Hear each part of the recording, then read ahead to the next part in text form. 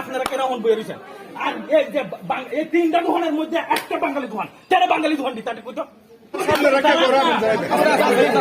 আমি প্রথম থেকে তারা জানে যে হইব ঘটনাটা তারা সব কিছু প্রশাসনের নাচে তো এরা ভিডিও করে ভিডিও করে বাকিরা করে না একজন আবার সন্ধ্যার সময় তারা অ্যানাউন্স করেছে